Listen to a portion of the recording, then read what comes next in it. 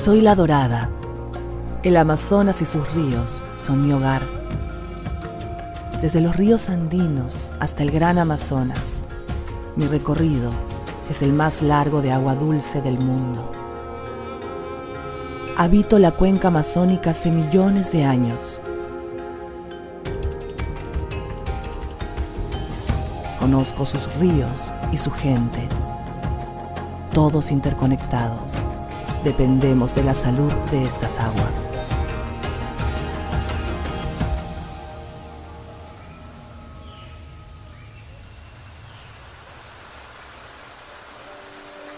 La cuenca amazónica es la más grande del mundo.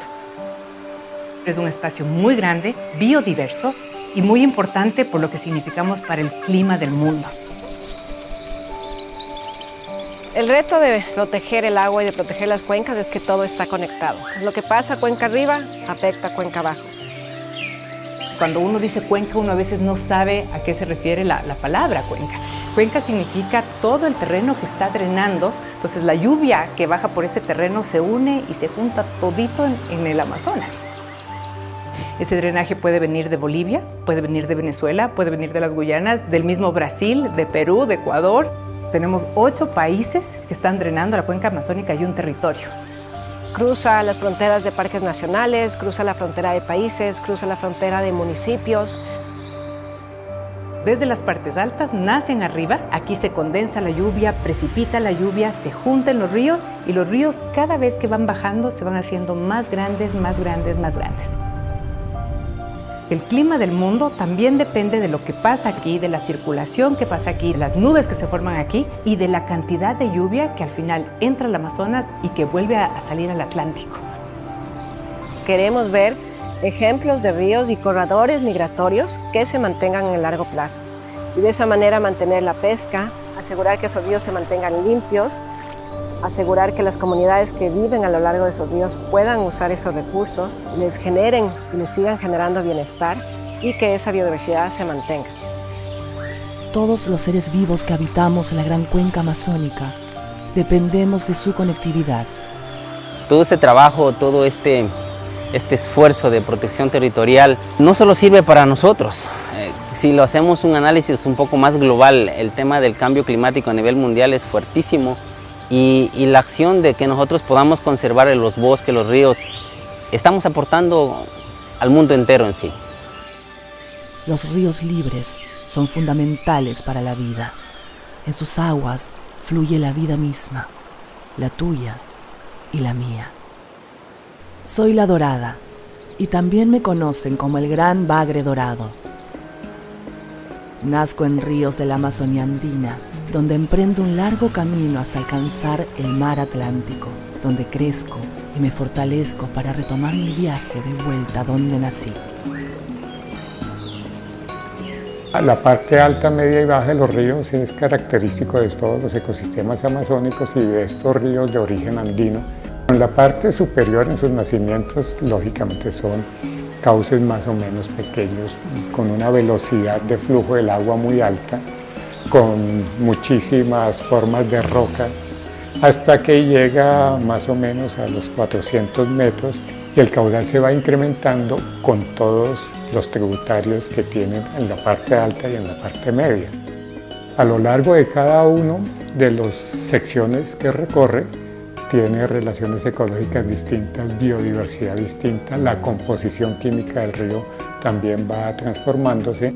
Todo esto hace que creen diferentes tipos de ecosistemas acuático-terrestres en todo su recorrido. Los peces migratorios amazónicos son los peces de mayor migración mundial en agua dulce. Básicamente se depende de un género que es el género Brachyplatystoma.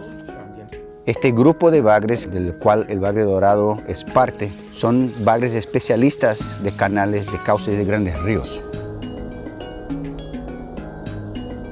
Bagre dorado es la especie de agua dulce que tiene la mayor migración en términos de distancia que se conoce. Desde las cabeceras del Amazonas va a ir bajando poco a poco hasta llegar al delta del Amazonas.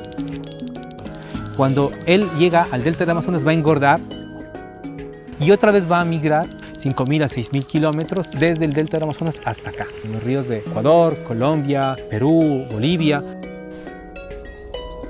Ellos necesitan tener estos cauces largos para hacer sus procesos migratorios y para cumplir todas las etapas de su ciclo de vida.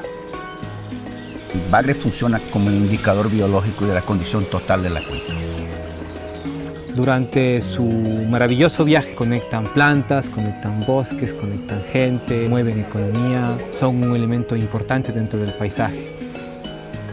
Sin tener estas especies de peces, la distribución, la dispersión de nuevas plántulas va a ser muy difícil. Tener una especie que recorre todo el Amazonas y que nos está mostrando en su comportamiento todos los ecosistemas acuáticos de la Amazonia, pues eso es una maravilla. Soy un pez migratorio y en el gran viaje de mi vida conecto comunidades y ecosistemas. Soy equilibrio, soy alimento, soy sustento.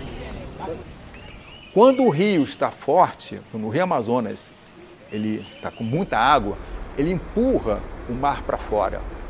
Então toda aquela região onde tem uma alta produção biológica, isso é empurrado para fora e cria uma zona de água doce com muitos alimentos, com muita produção biológica. E a piramutaba e a dourada vão comer ali naquela região. E é onde temos a maior pesca de bagres na Amazônia.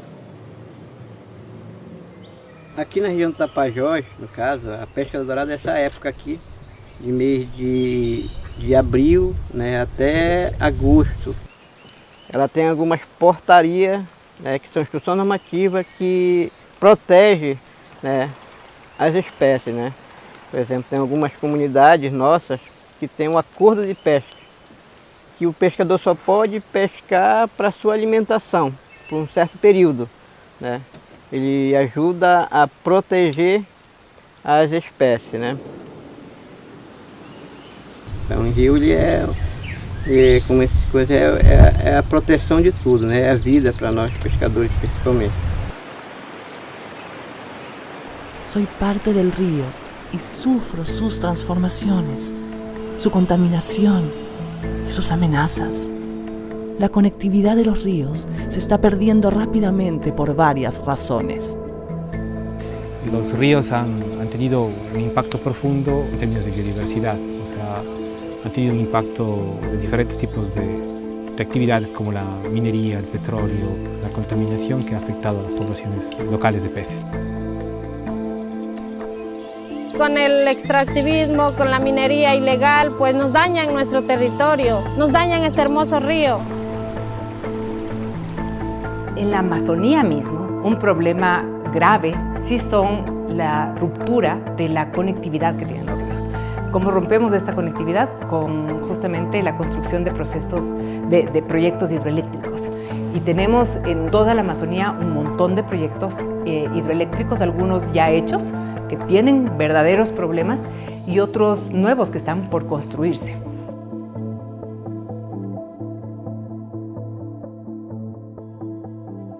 Quais são os pontos que devemos ter? E os pontos que devemos ter inclui não somente o controle da pesca, mas inclui também a passagem dos peixes nas hidrelétricas, e temos que controlar também o garimpo ilegal. Mas além disso, como esse peixe não vive sozinho, ele vive de outros peixes, outros peixes que vivem na floresta alagada, que dependem da floresta alagada, quando eles saem da floresta alagada, eles vão para o canal do rio, e aí a dourada vem comer eles, esses outros peixes também têm que ser protegidos. Eles também têm que manter o ciclo deles. E eles dependem da floresta. Não pode pensar só num pedaço, mas tem que pensar no sistema como um todo. Si hay problemas de contaminación, si hay problemas de deforestación, evidentemente puede alterarse el cambio migratorio del pez. Prácticamente, hombres, mujeres y niños que viven en las riberas de los ríos amazónicos se dedican a la pesca. De mí dependen millones de personas que viven a lo largo de la cuenca amazónica.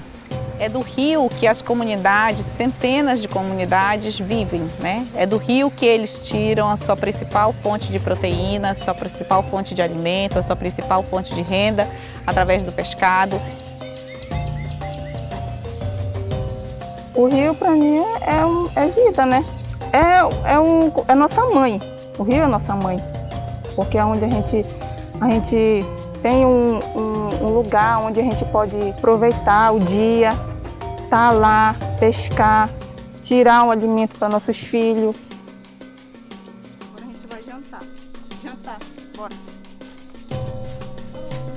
Vai. Então a mulher ela tem uma participação forte, que precisa ser incentivada, que precisa ser fortalecida na comunidade para que elas possam não somente reconhecer o seu potencial de transformar, né, mas também para elas terem mais autonomia, para elas terem mais amparo das políticas públicas. Elas estão presentes nas reuniões, elas estão presentes na comunidade, desenvolvendo suas atividades, elas estão presentes no rio, fazendo as suas atividades de pesca, comercializando o pescado. Eu vejo as mulheres como um forte potencial nas comunidades. Mi sueño es que todas las mujeres podamos alzar nuestras voces de la comunidad Cofán. Todas las mujeres tengamos ese sueño y esa libertad de poder decidir, de poder enfrentarnos y decirle al mundo que nosotros como mujeres estamos aquí para luchar por este territorio, dejar un legado a nuestros hijos.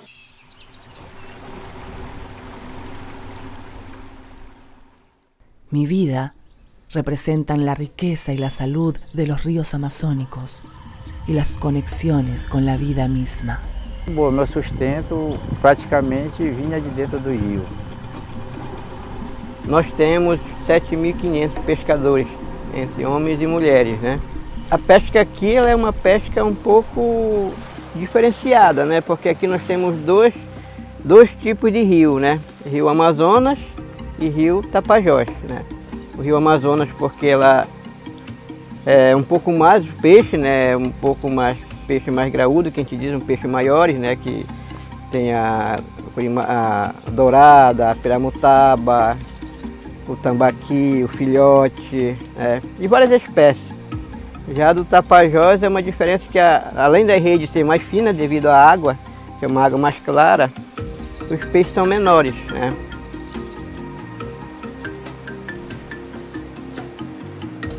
Eu, como pescador, eu penso que a conservação do rio é a nossa principal forma de pescado, é a gente conservar sempre o rio, para que de tempo o pescado é saudável. Nós pescamos de espinhel, de rio, que chama de tiradeira no meio do rio, que é uma pescaria, eu acho que nós fomos pioneiros daqui da região do Ituqui. E tem a pesca de bubuia, que te chama, né, que é a captura dourada de malhadeira no rio. E nós temos também a de anzol, de linha comprida, né, que a gente puxa. Na parte de lago a gente usa a parte de caniço, tarrafa, né, flecha, que a pesca artesanal não se acabe, não se deixe também se elevar pelos grandes projetos, porque isso vai trazer um custo muito alto para futuras gerações. Filhos de pescadores, moradores de área ribeirinha, milhares de famílias que dependem do pescado.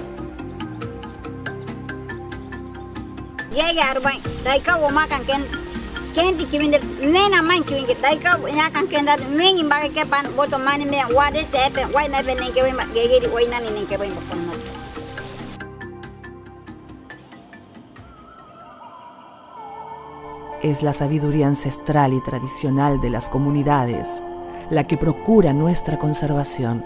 Son las personas de estas comunidades las que traen armonía. Me gusta llamarles guardianes del río.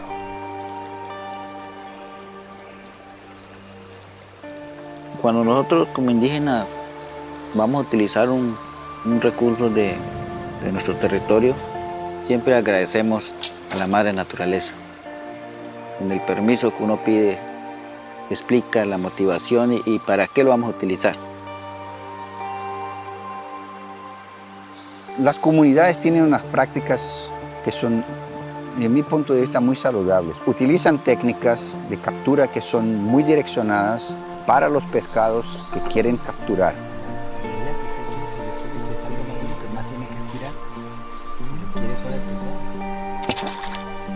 Y solamente ir a como coger con el guache con anzuelo que vamos a utilizar, que vamos a consumir con la familia.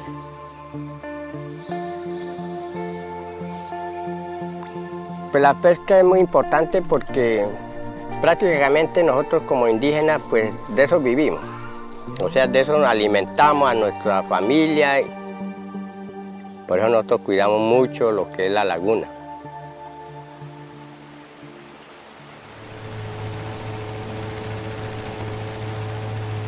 El incentivo adecuado a la pesca y una pesca sostenible va a ayudar a la conservación del bosque. ¿Cuánto dura en restablecerse una hectárea de bosque? 25, 30 años. ¿Cuánto dura restablecerse 4 bagres en el medio? 4 años, 5 años. Entonces es fácil dimensionar esto. En mi jornada épica, a lo largo de la cuenca amazónica, paso frente a pueblos ribereños y pueblos ancestrales como los coreguajes, huitotos, guaraníes, cofanes, ticunas, cucumas, entre muchos otros. Son pueblos guardianes. Nuestro bienestar está conectado e interactuamos de manera armoniosa. Estoy presente en sus leyendas, su cultura y su gastronomía.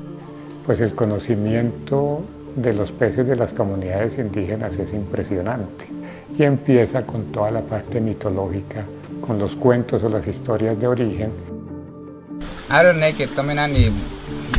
Guarani epen biketan ke nani watenan ke guita en puketan ke verem beten de bek to mien verin veten na mai man agan to na nyo awen nyon kete wu buitai ko en de bek to mien ani verin buitai man man to mien o memi o pande bien como atima meme anda pa. El río nos necesita y nosotros al río. Sus aguas son la sangre que nos da vida. El conocimiento tradicional y el conocimiento local de las comunidades es lo que ha permitido mantener, digamos, unas prácticas que se acercan mucho a lo que es la sostenibilidad real de los territorios.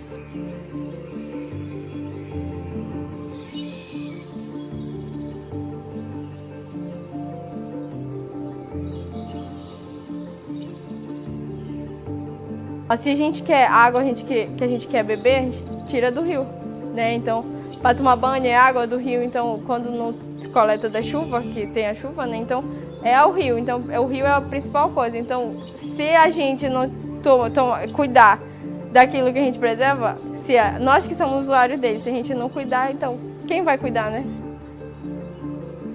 Quem tem que tomar a iniciativa de preservar é nós que usamos, é nós que estamos vendo diariamente que nós temos uma riqueza na nossa frente e a gente não sabe, né?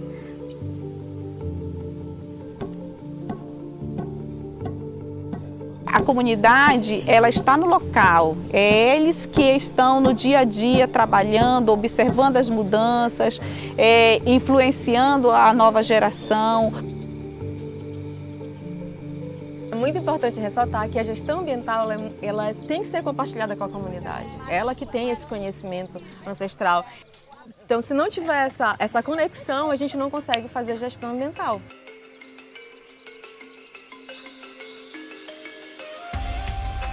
A comunidade é que nos diz onde é que estão os principais problemas, os principais gargalos, os principais conflitos. E a partir daí o órgão, com essa interlocução, junto com a lei e os representantes sociais, fazem com que esses recursos sejam melhor utilizados. Por eu ter tanto carinho e amor por esse lugar, que hoje eu luto para a conservação e preservação do local, porque as minhas sementes estão aí, meus filhos, meus netos. La única opción realmente que tenemos es reconocernos en el otro, reconocernos en el conocimiento de una abuela, es reconocernos en el crecimiento de un niño, es reconocernos desde esas historias que han permitido que hoy todavía tengamos estos pueblos indígenas, todavía tenemos bosques, donde todavía tenemos conocimientos, donde todavía tenemos biodiversidad, donde todavía tenemos muchas historias por explorar. Si el río crece, yo también. Si sus caudales fluyen, yo también. Si el Amazonas prospera, el mundo también. Su protección depende de todos.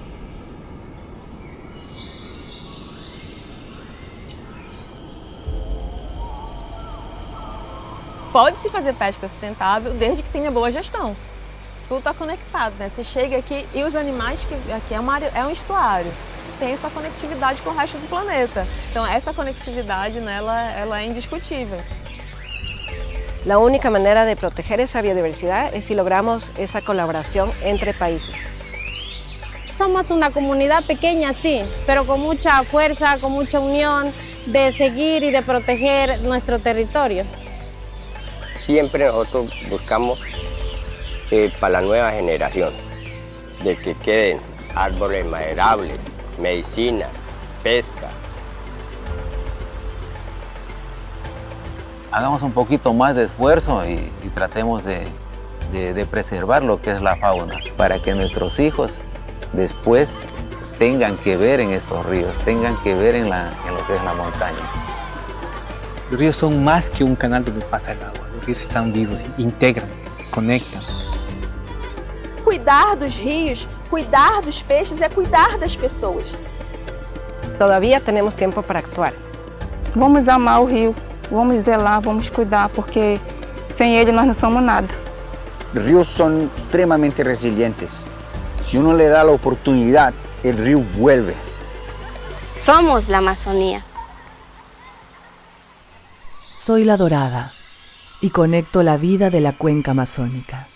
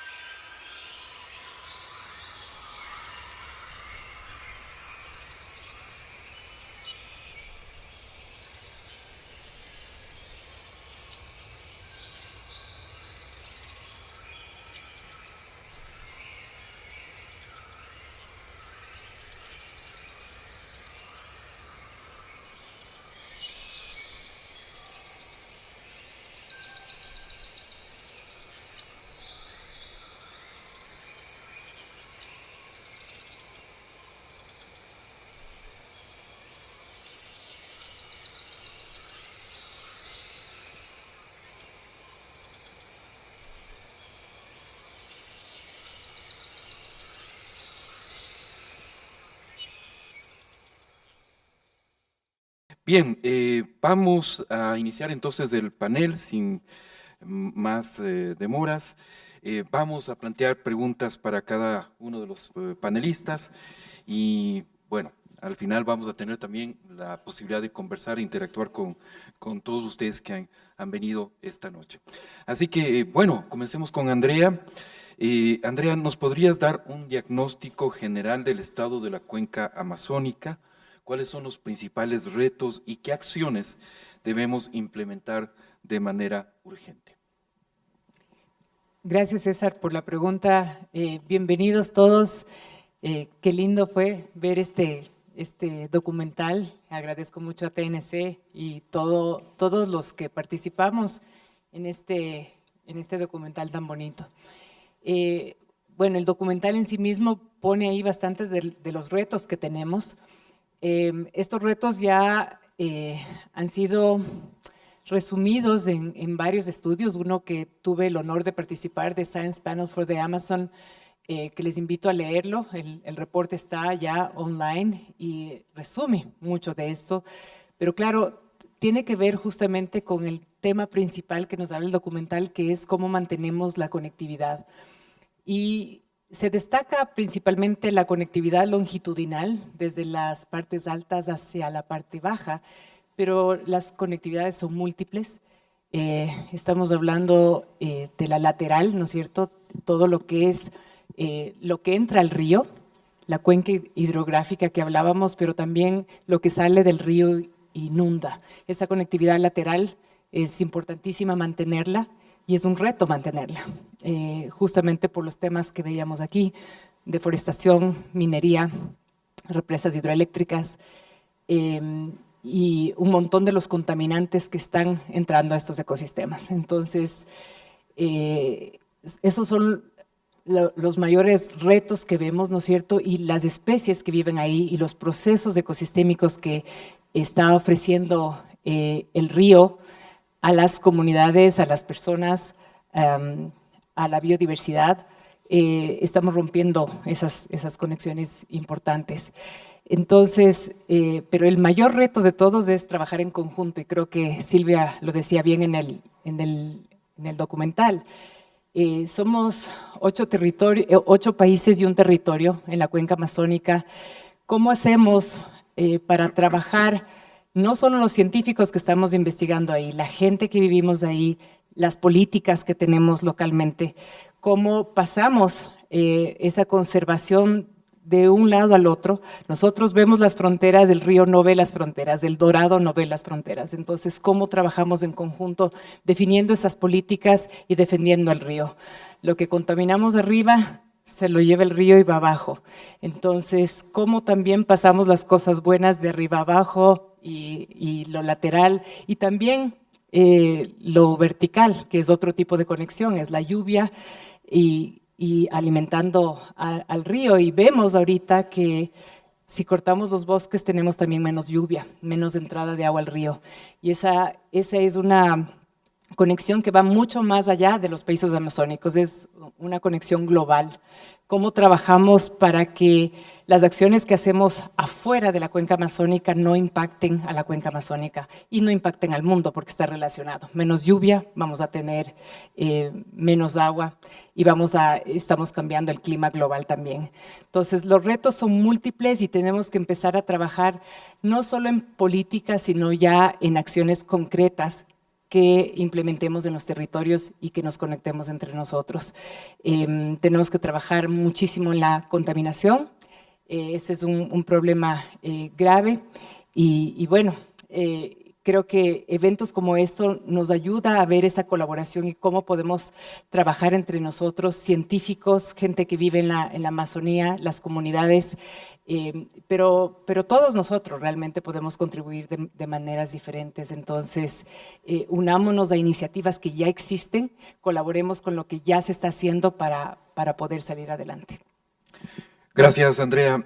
Alexandra, ¿cuál es la relación de la comunidad con el río y las principales amenazas que detectan desde las comunidades? Buenas noches. Coscose,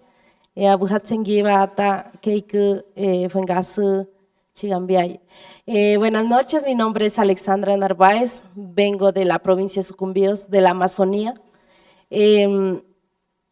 Vengo de la comunidad Aicofán de Sinangué. Los guardias, somos guardias que defendemos el río, defendemos nuestro territorio. Para nosotros los pueblos indígenas o para nosotros los cofanes, el río es vida, el río para nosotros es sagrado. ¿Por qué? Porque una que nos da alimentos, los pescados, como dijo el compañero, nosotros pescamos, nos bañamos en el río, dependemos de él, y no solo nosotros, todo el mundo depende del agua. Es sagrado porque ahí en el río también tenemos gente cofán, gente del agua, gente de espíritu, por eso lo defendemos.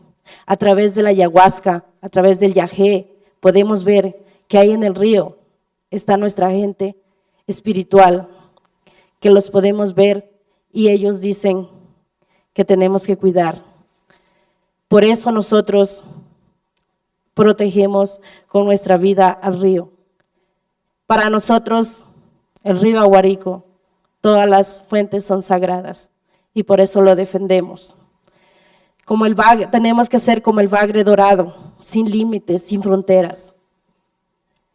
Estar unidos entre todos y poder defenderlo, sin barreras, porque nosotros somos agua, somos fuego, somos territorio y por ende tenemos que defenderlo El río es vida para todos y está gravemente amenazado.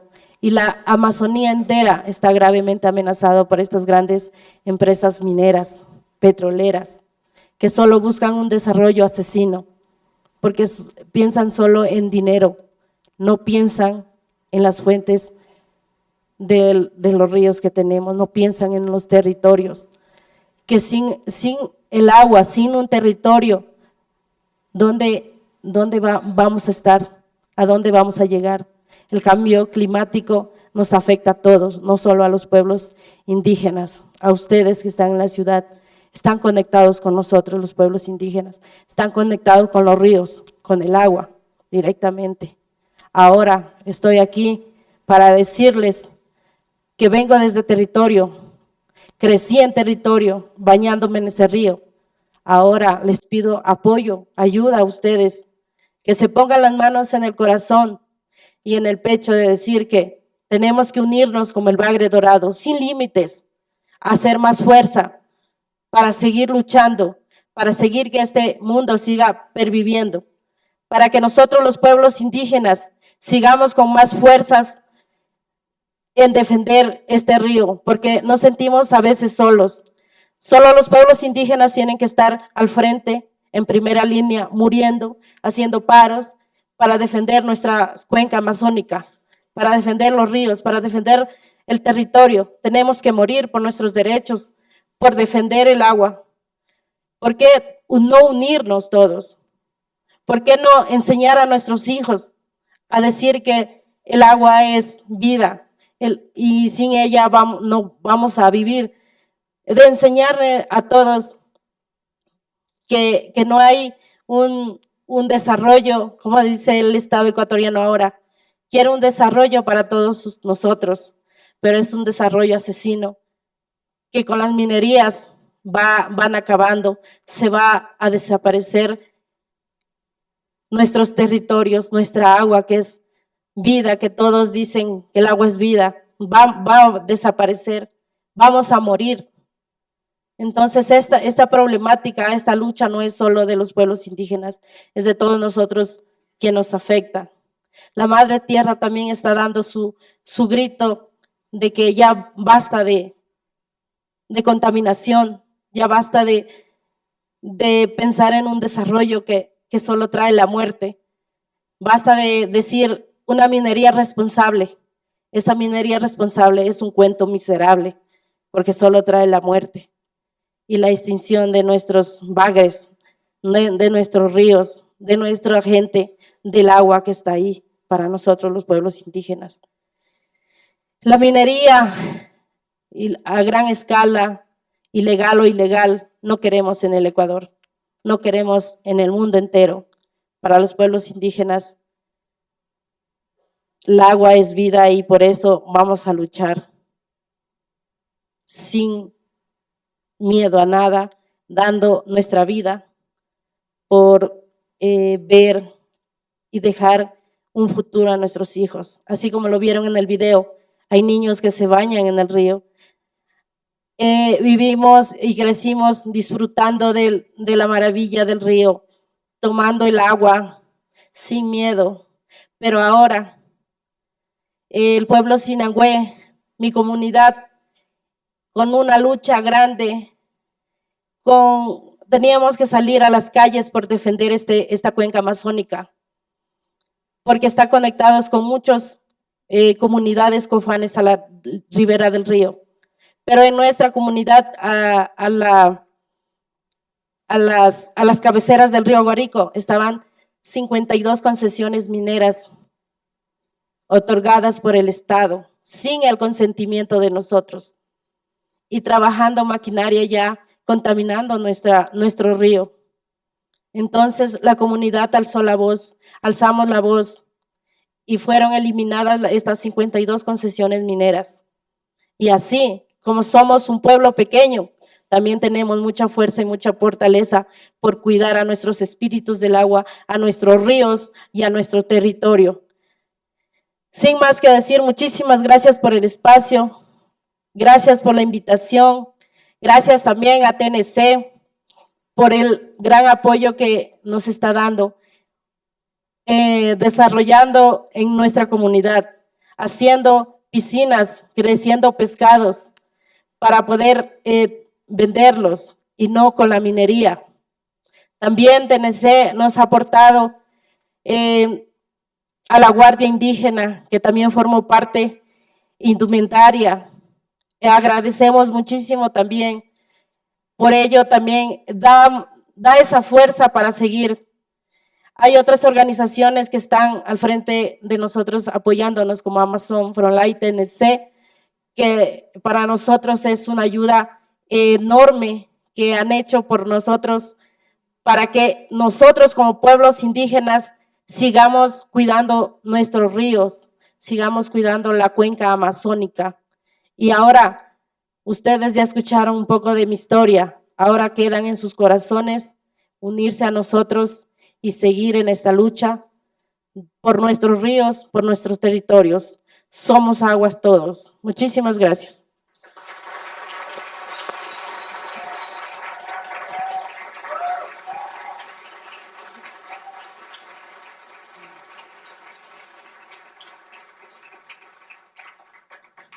Gracias, Alexandra.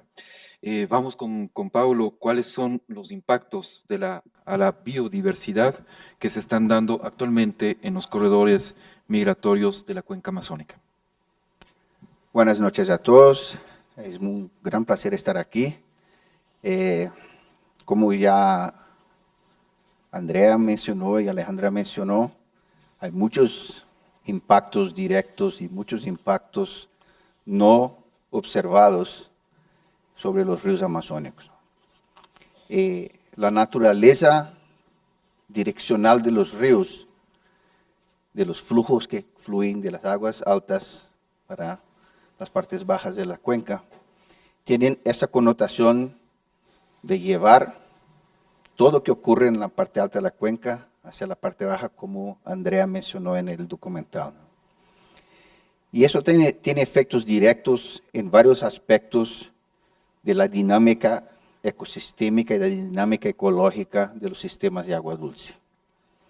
Por ejemplo, presas cambian el ciclo hidrológico, cambian los flujos, que cambian los regímenes de temporalidad del agua, de transborde de las barrancas, de toda la dinámica de la vegetación que necesita tener inundación para germinar sus plántulas, de disponibilidad de hábitat para muchas de las especies, cambios del régimen de temperatura, cambios de la disponibilidad de hábitat.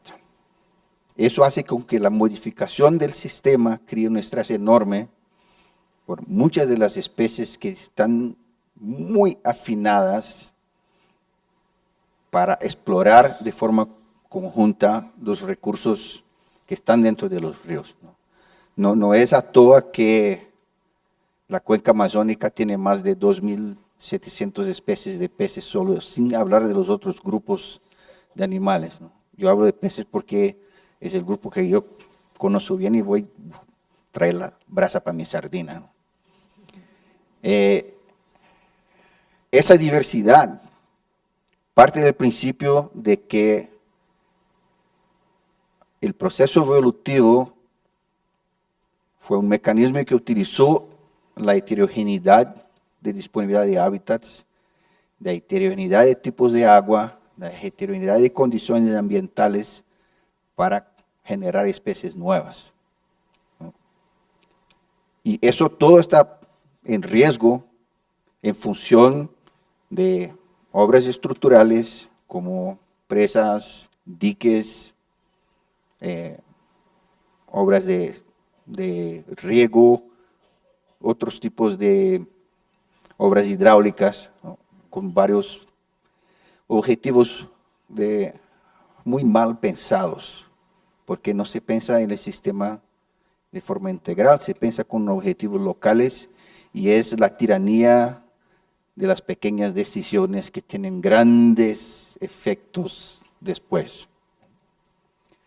Pero también un otro componente muy importante es toda la parte de emisiones de efluentes domésticos y urbanos, industriales, mineros, como mencionó Alejandra, y la industria de hidrocarburos, que crían procesos químicos que son filtros de la conectividad porque cambian de tal forma la calidad de agua que los organismos no pueden moverse. Eso todo ahora tiene una connotación nueva, porque con los cambios de régimen climático, y especialmente los cambios de régimen de temperatura, muchas de las especies van a tener que moverse un poquito más arriba en la cuenca para poder seguir manteniendo sus ciclos de vida. Bueno, si tienes un ciclo, si tienes un filtro químico de emisión de un pueblo que no tiene tratamiento de sus efluentes, eso es una barrera muchas veces intransponible y hace con que el proceso de resiliencia de los sistemas y de adaptación sea muy difícil. Para mí es muy claro que hay ese proceso todo de conectividad que es muy amplio y una de las grandes amenazas de ese proceso todo es la falta de entendimiento de la población en general, de cómo todo ese sistema funciona como una máquina. Y si tú sacas una pieza, la máquina para de funcionar como debería. Gracias. Gracias, Pablo.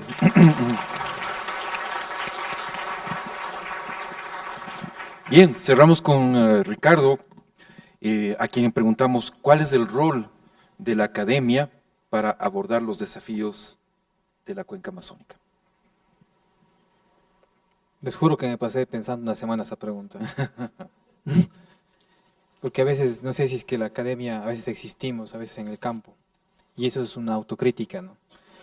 Yo creo que hay varias fases de intervención de la academia, desde lo más básico, que es llegar con información clave. Voy a hablar, perdón por estar en cancha ajena, pero voy a hablar de las investigaciones que hacemos nosotros también en la U. Entonces, estamos trabajando con temas de pesca artesanal, pesca comercial en la Amazonía. Justamente estuvieron unos estudiantes mías durante el proceso de rodaje del documental, y fue interesante que información tan básica como pesar, medir, que es una investigación que en Europa se lleva haciendo un montón de tiempo, en Estados Unidos, incluso en Brasil. Aquí en Ecuador no se lo ha hecho sistemáticamente durante largo tiempo para temas de monitoreo. Y es loco entender nuestros patrones, por ejemplo, de pesca en un inicio, porque hay que conocer el recurso. Y tristemente voy a tener que señalar unos temas antecedentes de este tema de investigación, porque el primer reporte de la pesca de la Amazonía hecho en el 95, en el cual participa también Ronaldo Bardem, el colaborador ecuatoriano, voy a omitir el nombre, pero ya mis colegas ictiólogos lo conocen, que muchos están aquí, no reportó pesca comercial para Ecuador. ¿Por qué no la vio? Y creo que Paulo ahora sabe por qué no la vio, porque justamente se desvía de los mercados y va a ciertos mercados en particular. Entonces la gente no va precisamente a mercados, excepto los ictiólogos cuando vamos a querer ver peces. Y esa investigación tan básica es porque no ha habido una conexión entre la academia y la Amazonía en territorio. Y la verdad es que a veces para hacer investigación de este tipo toca vivir ahí. O sea, toca vivir ahí. Y es al menos mi apostolado y el apostolado de alguna gente que estamos en esas zonas de frontera haciéndolo, ¿no? Pero también hay que ser sincero que la academia cambia y el principal objetivo de la academia es formar gente, formar cerebros, formar almas que cambien el futuro. Y creo que este trabajo de TNC es lindísimo. De paso agradezco a todos, especialmente a Gabriela, porque confió en mí, en el hecho de participar en este proceso. Y esto es también hacer academia, porque esto permite difundir conocimientos, sensibilizar a la gente y también tener un buen ejemplo de comunicación en ciencia. Entonces, esos aspectos es fundamental, ¿no? Entonces, recapitulando, el tema de tener información básica, de monitoreo, el formar almas, el formar gente, el hacer investigación. Pero ¿para qué hacemos eso? Para generar soluciones. Es el último paso, ¿no? Generar soluciones. ¿Y la solución cuál es? chuza, las soluciones son complicadas porque no podemos ver desde una forma filosófica mecanicista, digámoslo así, un problema, una solución. No, este es un problema complejo, soluciones complejas. Entonces, como solución compleja, nos toca abordar aristas y nos toca unirnos, nos toca hacer alianzas entre todos, sentarnos a conversar y discutir mucho más, hartarnos de discutir en un momento para llegar a tener soluciones complejas a problemas complejos. Algunos colegas aquí, la verdad ya son años de trabajo, conocen hasta mi casa y queda cerca del río Upano, en Macas. Entonces desde ahí a veces uno ve la pesca que sucede cuando el río está seco hay pesca, cuando el río está normal a veces no, y cuando hay mucha lluvia otra vez hay pesca, ¿no? Y es esa pesca de subsistencia, pero esa pesca con erosión, que está afectada ahora por dos hidroeléctricas, por hidroabanico, bueno, voy a dar nombres, no importa ahora, por diferentes tipos de hidroeléctricas que van cortando los flujos y van cortando esas líneas de migración de desoves, ¿no? Y digo desoves de los peces, pero también van cortando ese flujo de semillas, ese flujo de nutrientes, ese flujo de conectividad, y van cortado con todos los problemas que creo que mis otros panelistas antecedieron a hacer. Entonces la academia tiene que estar en esos frentes de batalla, generando soluciones, pero también conociendo, y adelantándonos a cosas que tampoco conocemos, porque también hay que hacer ciencia pura, y en este país falta hacer ciencia pura, hacer ciencia para tener la suficiente información, para que algún día, tal vez, quién sabe, un nieto de nosotros tenga la solución. Porque hay que también proyectarse a eso. Y esto merece pensar a largo plazo en un país que no ha sido pensado a largo plazo, en un país que se piensa cada 4 años, por los temas de política, ya lo sabemos todos, que piensan de derecha a izquierda, cuando el problema no es pensar solamente de derecha a izquierda, sino en pensar en cómo hablar y tener diálogos de paz entre nosotros.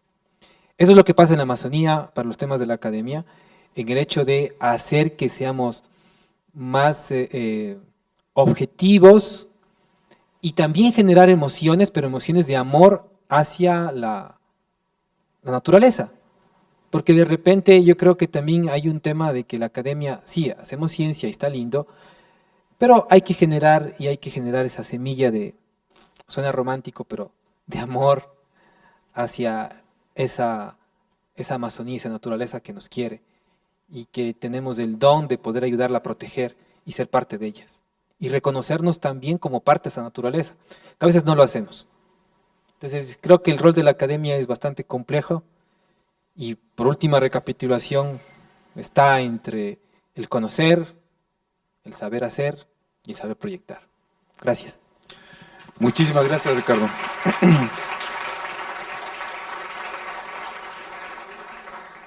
Bien, vamos a abrir un espacio para las preguntas de ustedes, del público de esta sala. Vamos a tener 15 minutos para estas preguntas, este intercambio, así que les pedimos que sean muy directos y concisos. Bien, a ver, tengo una mano levantada por ahí, en el centro. Gracias. Buenas noches, mi nombre es Juan Francisco y mi pregunta es, nosotros en esta sociedad somos vistos como entes consumistas. A través del consumo, ¿cómo podríamos nosotros, o bueno, a través de nuestra función como personas naturales, actuar ante esta problemática que existe? ¿Para algún panelista en especial? No, en general. quien considere. Si les parece, vamos a recopilar algunas preguntas y luego pasamos a que los panelistas los respondan. Aquí al lado. Ahí, junto a Juan Francisco. Soy César Herrera, solo quería primero felicitar. Es un documental muy rico, de mucho trabajo, y quiero solo botar un concepto que me parece que es ese viaje épico, que es todo ser. Debemos convertirnos en este bagre dorado, porque esa es la solución, la conectividad de todos. Porque mientras estemos aislada la academia, aislado la sociedad, las comunidades, no hay nada. Ahí está la respuesta, en el bagre dorado. Entonces quería hacer esa reflexión. Y la otra reflexión que dejo más bien a los panelistas es reflexionar sobre el territorio. Es decir, yo creo que lo que la compañera nos planteaba de su territorio, creo que ese es un tema importante y ahí dejo más bien como pregunta, ¿cómo fortalecer la mirada de territorio de las nacionales indígenas? Porque al final ese concepto es el que ha permitido hasta ahora sostener lo que tenemos. Muchas veces en esos territorios posiblemente no teníamos la Amazonía que hasta ahora tenemos. Entonces dejo esa reflexión de territorio para los panelistas. Muchísimas gracias. Por favor, acá en la segunda fila. ¿Sí? Gracias. Primero, realmente me motivó este documental, me llegó al corazón, como decía acá. Casi me pongo a llorar. Creo que uno se motiva mucho cuando va al oriente y ve esas cosas, pero llega acá a la ciudad y se olvida otra vez, vuelve a meterse en este mundo material. Entonces es bueno que vivamos conectados, ¿no? Con esto, como todo el tiempo estar en estas cosas. Y yo le quería preguntar a Alexandra, ¿cómo cree que la sociedad, digamos que estamos acá tan retirados, ¿no? En las ciudades, y que nos motivamos y nos movemos solo cuando vamos de turistas allá y decimos, ay, qué lindo esto. ¿Qué podríamos hacer? Porque no somos gobierno, somos nada más una sociedad que vive en nuestro mundo aislado, ¿no? ¿Qué crees tú que podríamos hacer para, no sé, para convertirnos en este bagre, ¿no? Se planteó el mismo viaje, este viaje épico de la Dorada como solución en la conectividad. Se señalaba que podía ser uno de los puntos a resaltar. ¿Cómo fortalecer la pertenencia de los territorios, de las comunidades? Quizás Alexandra ahí tú, pero es abierta también para el resto de panelistas. Una específica para Alexandra, ¿qué podríamos hacer los habitantes de las ciudades para apoyar la lucha de los pobladores de las comunidades indígenas? ¿Cómo extender el mensaje de la conservación de la cuenca amazónica al resto de continentes? Y finalmente, llega a donde tiene que llegar estos estupendos, maravillosos documentos del panel amazónico, del panel científico, está llegando a todos quienes tiene que llegar, y si no, ¿qué se podría hacer para mejorar esa comunicación de estos documentos científicos? Bien, vamos a ir en el mismo orden, si les parece.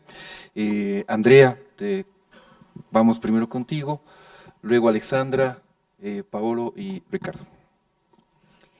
Bueno, y tal vez mi respuesta va a topar algunos de los puntos que preguntaron y reflexionaron, y tal vez quisiera empezar por la reflexión del territorio. Ahorita estamos hablando que más de 30 millones de personas están en el territorio amazónico. Entonces, ¿quiénes somos amazónicos? Y me atrevo a decir, somos amazónicos. No solo son los que están allá adentro, sino los que estamos usando recursos amazónicos. Quito, por ejemplo, utilizamos más del 80% de nuestra agua es amazónica. Todos los días usamos este increíble recurso amazónico aquí. Además de un montón de otros recursos. Entonces, creo que cuando hablamos de 8 países y un territorio, se extiende a un montón de gente que estamos y ahorita estamos fuera, estamos en la cuenca de las Esmeraldas, ¿no es cierto? Pero muy cerca de aquí, a pocos kilómetros, ya estamos en la Amazonía. Entonces, esa reflexión me encantó porque de verdad que si vemos esa conectividad, ¿no es cierto?, estamos utilizando esos recursos. Y a la pregunta entonces del consumo, ¿cómo puedo hacer yo en general, ¿no es cierto?, como ser humano y ayudar a la Amazonía? Hay un montón de cosas diferentes que puedo hacer. Una en sí mismo es ya cómo utilizamos el agua de Quito. Somos súper ineficientes en cómo utilizamos el agua, de hecho hay muchas ineficiencias y tenemos excelente agua que viene de los páramos que son páramos realmente amazónicos porque pertenecen a la cuenca del Amazonas y los utilizamos. Entonces esa es una forma, pero muchas otras formas, y eso tal vez va a la otra pregunta, ¿no es cierto? ¿Cómo comunicamos más de esto a otra gente que está impactando en la Amazonía? La mayoría de carne de Europa viene de la Amazonía brasileña.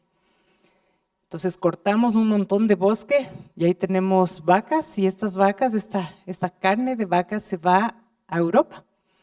Entonces, si nosotros sabemos de esto, ¿no es cierto? El consumo de carne que nosotros podemos tener puede ser más local en vez de traerla de Brasil. Ahí directamente,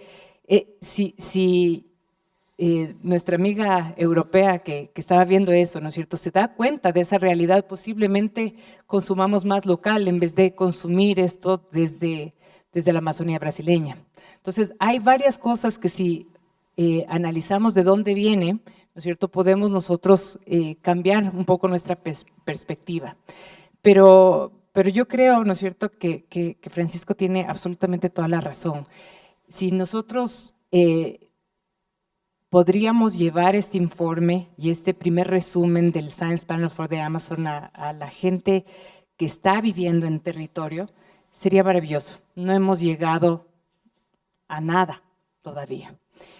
El primer esfuerzo, y realmente yo creo que ese esfuerzo de trabajar ese informe durante la pandemia, porque salió durante la pandemia, ya fue un esfuerzo monumental y fue un esfuerzo científico y un esfuerzo de comunidades ancestrales, porque el conocimiento, muchísimo del conocimiento, hablamos del rol de la academia y creemos que solo la academia genera conocimiento, no es cierto. Hay un montón de conocimiento en el territorio y se generó y está ahí, pero es solo el comienzo.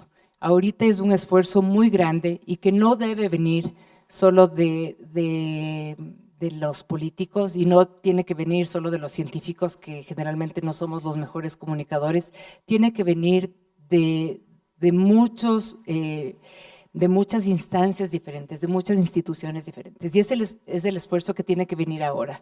El Science Panel for the Amazon continúa, empezó, pero esperamos que vaya mucho más allá y que se sume más gente, ¿no es cierto? Más gente que nos sentimos amazónicos, más científicos. Empezó con científicos para juntar y sistematizar la información que estaba, pero no está hecho para científicos, está hecho para todos los que estamos en territorio amazónico. Entonces, más bien pedir la ayuda, pedir la colaboración. Veo muchos autores del panel aquí, veo a Carmen que está ahí. Y más bien agradecerles los esfuerzos que hemos hecho y la información que se está generando, porque uno a veces piensa eso, ¿no es cierto? Información pura, ciencia pura, no genera soluciones, pero no es así. O sea, nosotros vemos ejemplos específicos de estudios que parecen a pequeña escala que tienen un impacto muy grande, muy grande, en definir, por ejemplo, qué pasa con las represas del Colorado. Vemos que estudios de insectos pueden ayudar a definir qué pasa y cómo operamos una represa. Entonces, yo creo que eso es para animar a los jóvenes que están aquí, que las investigaciones que hacemos tienen impacto.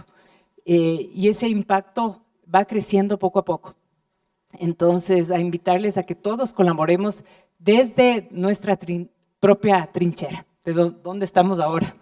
Y gracias por las preguntas, me han parecido lindísimas, y gracias por la organización de este evento que nos permite colaborar, abrir horizontes y que cada uno empiece a aportar.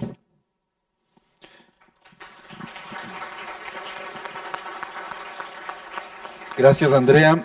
Y si me permites el comentario, ahí yo creo que también es necesario el fortalecimiento justo de los nexos entre periodismo y la comunidad científica. Creo que eso es vital justamente para lograr un mayor impacto de todo este gran trabajo que están haciendo. Y también del periodismo con las comunidades. Así que, Alexandra, te cedo las respuestas frente a las preguntas que te han hecho. De nuevo, gracias por las preguntas, gracias a TNC, porque es una forma de que nos ayudan a difundir la problemática que tenemos y lo bonito que también ofrecemos la Amazonía y los territorios. Como dijo Andrea, estamos conectados, nuestros territorios, con Quito, con todas las ciudades. Somos Amazonía, somos agua. Si ustedes dejan a la minería para un desarrollo, ya no van a tener agua. Entonces, dependen de nuestros territorios, también es su territorio porque respiramos el mismo aire y tomamos la misma agua, entonces dependemos de él. ¿Cómo dar la noticia internacional para que sepan que nos den el apoyo? El periodismo, los medios de comunicación, pero ahora que están aliados no a nosotros, sino a los políticos que solo están enfocados en hablar de política, de desarrollo, de minería, de robos, pero no están enfocados en que nuestra Amazonía, nuestros territorios están gravemente amenazados por estas grandes mineras, que si los periodistas no se levantan y se enfocan en nuestros territorios, se enfocan a cuidar el agua, a cuidar los territorios para tener un mejor futuro, no vamos a llegar a ningún lado. Los chicos que están siguiendo periodismo, enfóquense a la Amazonía, enfóquense al agua, enfóquense a los territorios. ¿Por qué no? ¿Por qué enfocarse a lo político afuera si lo grave está en nuestros territorios? Nuestra vida está en riesgo por cuidar nuestros territorios también. Entonces, como persona natural, ¿cómo puedo ayudar? Difundiendo. Tenemos cuentas en Facebook, en Instagram, yo no sé mucho de eso, pero tenemos cuentas. ¿Cómo nos van a poder ayudar? Compartiendo nuestros estados que subimos, que no a la minería, también hablando con todos sus amigos, sus familiares, diciendo que la problemática que estamos nosotros en la Amazonía, que la Amazonía está en peligro. ¿Por qué no hablando? Así nos pueden ayudar, concientizando a la gente, a sus hijos, a nuestros hijos, a todo el mundo, porque este territorio que nos han dejado nuestros ancestros, sus padres, nuestros abuelos, ellos cuidaban antes, ellos sabían el valor que, pregúntenle a sus abuelos, vayan atrás, hagan historia y verán que ellos estaban también cuidando y protegiendo los territorios, la Amazonía. Entonces, sin más, yo les digo, unámonos como el bagre dorado, sin límites, sin decir soy de Brasil, soy de Colombia, soy de Ecuador, soy de Venezuela. No tenemos límites para cuidar el agua. Tenemos que ser unidos y con mucha fuerza de proteger el futuro de nuestros hijos, porque nosotros ya mismo en unos años ya no vamos a existir. Gracias a TNC por este espacio de compartir estas ideas, ¿no? Este sentir que nosotros desde territorio lo sentimos porque lo vivimos. Estamos conectados a los ríos, a las plantas. Entonces, yo como COFAN, como una niña que crecí en territorio, lo siento desde mi corazón, que debo de protegerlo, que todos debemos de protegerlo. Entonces, no estoy de politiquera, sino que diciendo la verdad. Como alguien dijo, no hay que mentir, hay que decir lo que sentimos. Y por mi territorio siento amor y es vida para nosotros los pueblos indígenas. Por eso estoy aquí diciéndoles que vamos juntos, como el bagre dorado, a seguir uniendo lazos y a seguir fortaleciéndonos como pueblo y humanidad. Muchísimas gracias.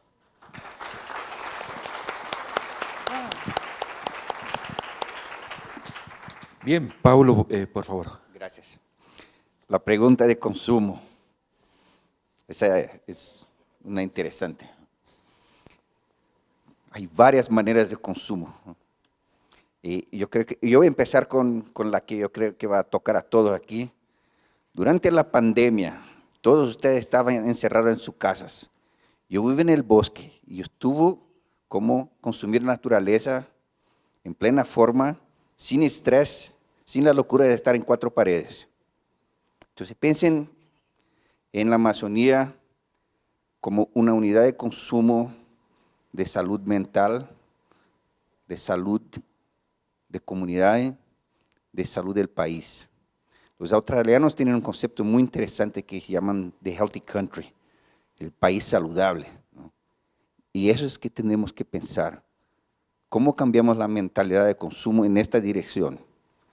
Porque no es no consumir una cosa u otra, sino es dar valor a los distintos aspectos de consumo en nuestras vidas como un ciclo completo, ¿no?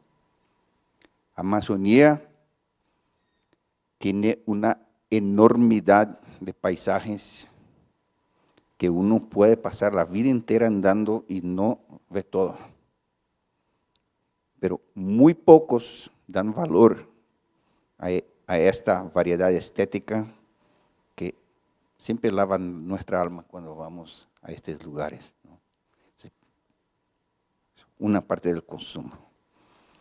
La otra parte es que sí tenemos que consumir para vivir, ¿no? Y consumimos con dos cosas, ¿no? Con tres: la lengua, la nariz y los ojos. La Amazonía tiene una diversidad de sabores y texturas que es increíble, pero muy mal utilizada, muy mal promovida y muy mal conocida. Para proteger hay que agregar valor para poder contraponerse a los proyectos que andan por ahí diciendo que van a traer desarrollo, ¿no? Pero es un desarrollo con una visión muy miope, en una dirección muy distorcida, de la cual creo yo deberíamos ir. Hay un aspecto de eso que particularmente me preocupa en varios países de América Latina, y específicamente los países andinos, que es la introducción de especies exóticas con propósitos de alimentación. Trucha, tilapia y varias otras especies de peces que están de poquito a poquito invadiendo la cuenca y destruyendo la fauna nativa que teníamos. Necesitamos pensar si vale la pena tener un plato de trucha o tener un plato de taiche o de bagre en el plato para sentir la textura, el sabor y el olor de estos magníficos animales que salen de la Amazonía. Porque para mí es muy claro, pesca, si se hace bien, es perenne. En Asia están pescando a 3000 años y siguen pescando, ¿no? Los indígenas de la Amazonía pescan desde que llegaron, ¿no? Y todavía hay pescado. Entonces, lo que necesitamos pensar es cuál es el modelo de utilización en el sentido total, y eso va a cambiar el panorama de utilización de recursos y negociación de cómo el desarrollo debe o no debe acontecer. Solo hacer un plugin aquí sobre la cuestión territorial. Ayer yo estaba cenando con mi amiga Alicia y ella me contó la guerra que fue para poder inserir la agenda de derechos indígenas en la COP, que acabó hace pocas semanas en Montreal. Aún a un espíritu enorme colonialista de ranzo norte-sur, que todavía no se quebró, y gran parte del bloqueo de tener el derecho indígena en relación a biodiversidad no vino de nuestros países de aquí, vino de allá. Y eso es que necesitamos quebrar. Necesitamos quebrar este proceso que se dura ya siglos, ¿no? Y hay que ir para las calles, hacer protestas bien hechas, con información inteligente, para poder cambiar ese proceso. Gracias.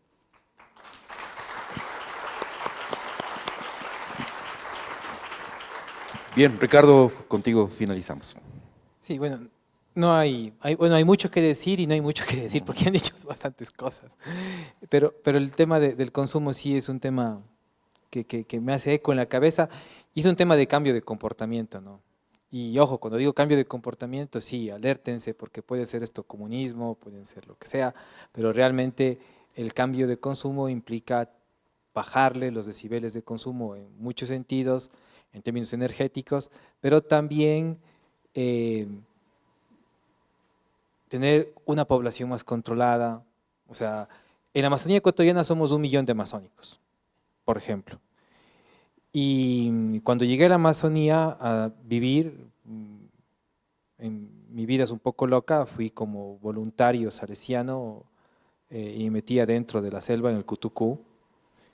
Y cuando estuve ahí, la población de todo el Cutucú eran 39 comunidades Shuar. De hecho tengo un nombre Shuar, Bitsungidhei, eso significa el señor de las aguas. Perdóname, por favor. Pero lo interesante es de que cuando hicimos el plan de manejo para el bosque protector Cutucú, para el 2012, eran 108. 108 comunidades, se triplicó. En cuestión de 10 años, en una década, un poquito más, se triplicó la población. Cuando empezamos el estudio, les voy a poner así por tema de consumo, el ser humano, según Descolá, en un estudio interesante que fue hecho aquí en Ecuador y que atribuye toda la filosofía de la naturaleza a hombre, establece de que más o menos con una persona por kilómetro cuadrado en la selva tropical amazónica puede vivir de la caza, la recolección y de la pesca en un área tropical como la Amazonía.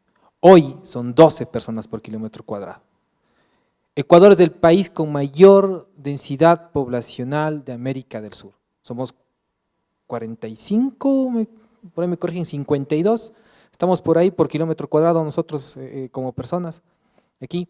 Entonces es interesante, ¿no?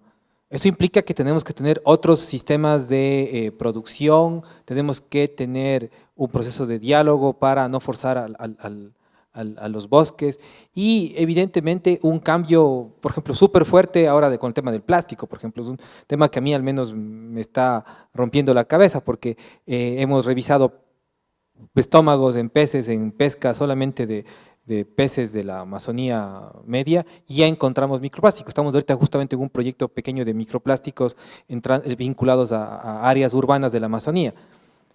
Entonces, a ver, está pasando algo y es un tema de hábito de consumo y es un tema de cambio de comportamiento, ¿no? Y claro, el microplástico es un muy buen ejemplo que me hace ahorita clic porque es un tema de unión. El microplástico de aquí se está encontrando en Iquitos. Se lo está encontrando en Iquitos. Y ese microplástico, ¿quién no duda que puede venir de Quito? O de Lima no viene, evidentemente, porque está para la costa pacífica, pero viene de las grandes ciudades andino-amazónicas. De Cuenca, por ejemplo. Entonces, ese es un punto de unión interesante, o sea, tanto la parte buena como la parte mala se comunican. Entonces es interesante el hecho de que este viaje épico del bagre dorado puede ser un hilo conductor, eso era súper interesante el hecho de ver. Y ojo, no solo hay el bagre dorado, lindo el bagre dorado ahorita en el documental, pero tenemos 7 especies más de braquiplatistomas que hacen una migración tremenda y tenemos otras que hacen migración lateral de 2000 kilómetros apenas, pobrecitos. ¿Cierto? Pobrecitos, 2000 kilómetros de ellos, pobrecitos. Otros de apenas 100. Entonces hay que darse cuenta de que esos tipos de migración en diferentes escalas, hay que también darse cuenta de que hay una unión en diferentes escalas. El territorio ecuatoriano está en 2 continentes y tenemos 2 ritmos de pesca y tenemos algunos ritmos de pesca híbridos diferentes al resto de la Amazonía. Y eso hemos discutido con Pablo en nuestras buenas conversaciones y también con otros colegas que sabemos que el ritmo de migración en el norte de la Amazonía es diferente al ritmo del sur de la Amazonía y el sur de nuestra Amazonía está bastante inexplorado. Entonces estos puntos nos dejan de entender de que todavía hay muchos vacíos de comunicación incluso en nuestra geografía más pequeña. Y este es un dato que tal vez para Francisco sea interesante, la disponibilidad de estos informes, yo me los saqué porque soy un curioso patológico, entonces la idea es justo tener ideas para comunicar yo creo que a nivel de universidades, ahora entre ICIAM y entre la UEA, digamos, en la Amazonía, más la PUCE y más las estaciones de la San Francisco y más la UTPL, cubrimos todas las provincias amazónicas, todas. Lo que era impensable hace apenas 10 años atrás, es impensable. Entonces, hoy día hay una potencialidad tremenda para llegar a eso. Entonces, eso debemos aprovecharnos, porque a veces nos decimos, sí, somos un país, somos el país 62, siempre digo esto en clase, somos el país 62 en el área mundial. Entonces, no somos un país pequeño, pues somos un país bien conectado. Y tenemos que pensarlo así. Que no somos pequeños y somos bien conectados y hay que sacarle provecho a esa conexión. Para bien o para mal. En el impacto que está hecho en los bosques, sí, ya está. Pero ya está. Ahora conectemos a la gente. Porque hace poco una colega que pues, está por aquí, una periodista, no voy a decir el nombre, pero después hablamos, me decía, ¡ay, qué tan lejos está Macas! Está apenas a 8 horas de carro. Y todo el mundo está, en Quito, ¡ay, Dios mío, están lejos! Yo viajo siempre eso, hombre. Y Pablo, ¿cuánto viajabas tú en Brasil? Porque cuando yo viví también un tiempo en Brasil. 2 días, ¿no? Está cerca. ¿A cuánto está? Son 2 días de barco. Entonces hay que tener un poco de perspectiva del tamaño en el hecho de que podemos sacarle mucho provecho a ser un ejemplo de sostenibilidad como país. O sea, Ecuador puede ser un interesante ejemplo, pero también depende de nosotros, ¿no? Las almas que están aquí compartiendo con nosotros seguramente tendrán algo interesante para cambiar su comportamiento, que hasta ahora nos escuchan, ¿no? Entonces, esperemos que sea así. Gracias. Para todos los...